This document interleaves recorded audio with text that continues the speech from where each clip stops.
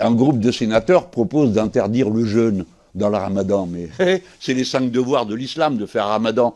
Vous avez l'intention d'empêcher les gens de jeûner, comment vous allez faire? Personnellement, je pratique le jeûne intermittent, ça n'a rien à voir avec le ramadan, c'est ramadan toute l'année. Qu'est-ce que vous allez me demander de faire? Surveiller si je jeûne pour des raisons religieuses ou pas? Vous voyez, monsieur le rapporteur, ce que je veux vous dire, c'est que c'est inextricable. Curieusement, ça tombe encore sur les femmes. Mes collègues, pardon, monsieur le rapporteur, qu'est-ce que vous voulez qu'on fasse quand quelqu'un se met un foulard sur la tête? Vous comptez faire quoi? Courir dans la rue et lui dire « Enlevez ça, vous êtes une islamiste ». La personne vous dira « Pas du tout, il pleut, je mets ça sur ma tête ». Vous n'en sortirez pas. Vous voyez bien que ce n'est pas praticable. Vous me parlez du voile. Et des enfants à qui l'on met en voile. Et que dites-vous de la circoncision?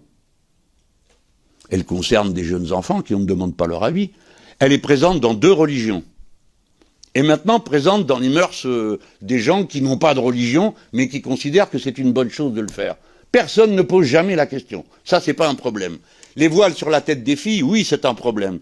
Averroès est le premier qui va dire, et nos intellectuels, à nous, au Collège de France, disent qu'il fait partie des fondateurs des Lumières. À mon avis, c'est un peu exagéré, mais j'ai compris ce qu'il voulait dire. Pourquoi?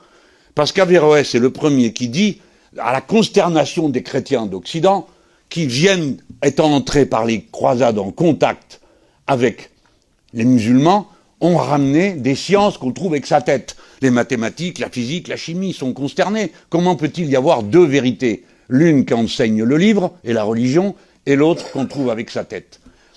Eh bien, Averroès règle ce problème, et il dit « La vérité est une et indivisible, mais on y accède par des chemins différents. » Il cite la rhétorique, la philosophie et la foi.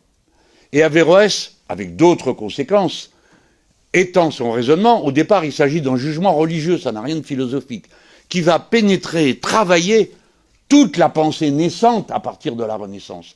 Mais Averroès fait partie prenante totalement de la culture des Lumières françaises.